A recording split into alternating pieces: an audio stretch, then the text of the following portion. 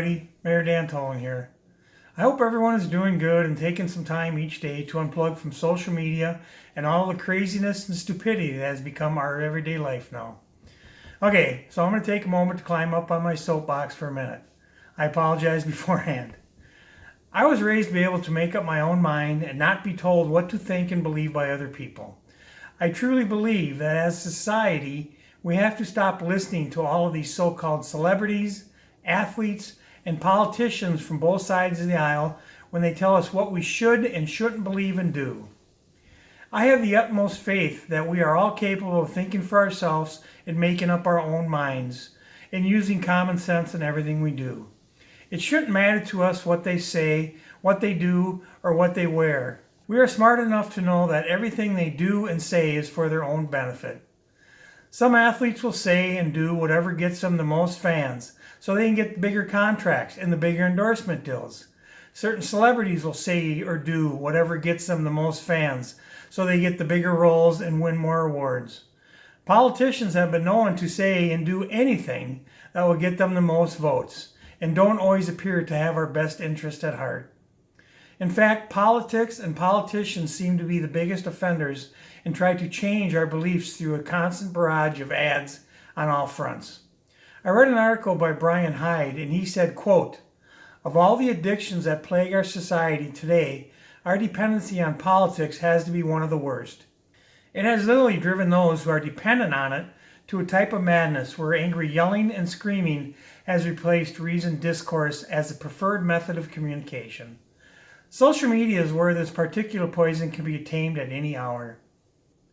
So let's turn off all the political noise and tune out the hype, however you are able to do that.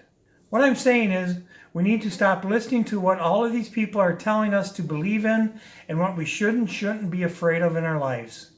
Life is hard enough without letting people in the public eye make us feel bad that we don't believe or think the same way they do.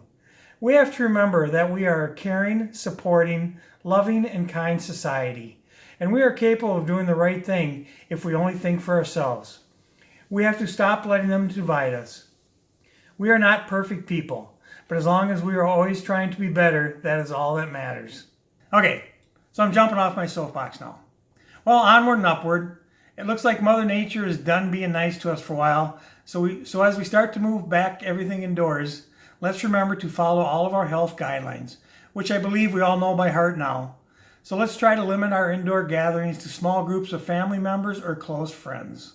In an effort to control the surge of the virus in Wisconsin, Governor Evers issued a new order last week to limit occupancy in indoor businesses where the public can enter to 25% through November 6th. There were many exemptions which you can go online and find. To support our local businesses during this time, remember that carryout and curbside services are still available at businesses and retail shops throughout the city, and let's do all we can to help them through these tough times. Okay, let's take a look at the weekly COVID-19 numbers. In the first slide, you'll see that Pierce County has 68 active cases.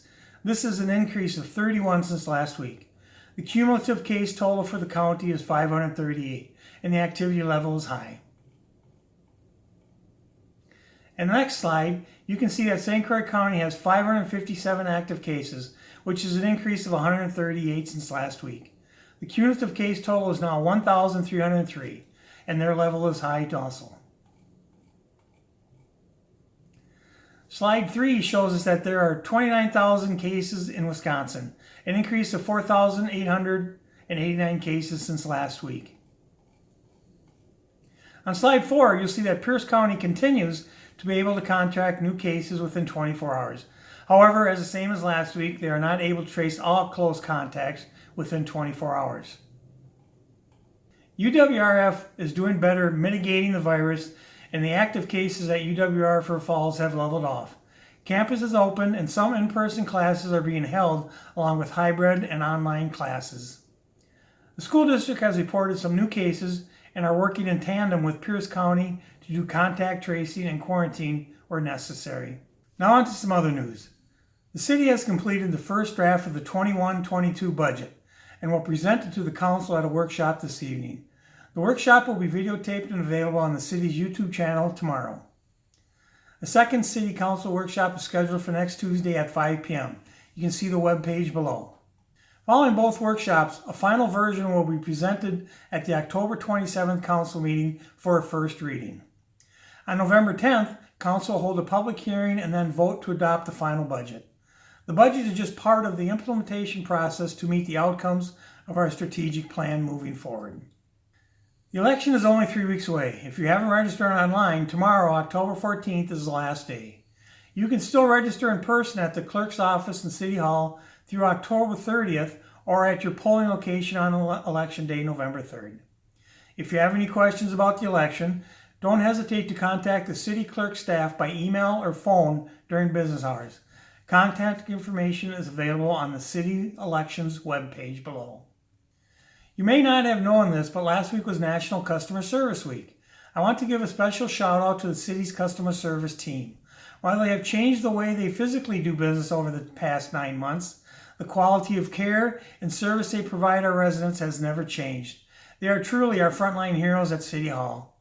Next time you see one of our helpful City Hall staff, tell them thanks for a job well done. I wanted to let you know that the second issue of our electronic newsletter was distributed yesterday. This month it includes a reader survey to help us better understand your communication needs, especially around the type and frequency of our printed and emailed newsletters. I urge you to take 5 minutes and complete the survey. Your responses will be very helpful to us as we move forward. If you don't receive a newsletter and would like to, please find a link on the city's homepage shown on your screen. Before I wrap up, I want to remind you that our annual electronic recycling event is this coming Saturday from 9 a.m. to 1 p.m. at the Public Works Garage. This event is available to River Falls Municipal Utility customers. Visit the website on your screen below for more information, including what to bring and what not to bring. Now, I want to leave you with some cute pet pictures. The first one is Riker. The next picture is Brinkley, and the final photo is of Pork Chop. Please email me a picture of your favorite pet and I will get them in an upcoming video. Email me at dtoland@rfcity.org. Feel free to reach out to me at any time if you have any questions or comments on any subject. I look forward to hearing from you at my address listed above. Everybody take care and be safe, and I'll talk to you next week. Bye now.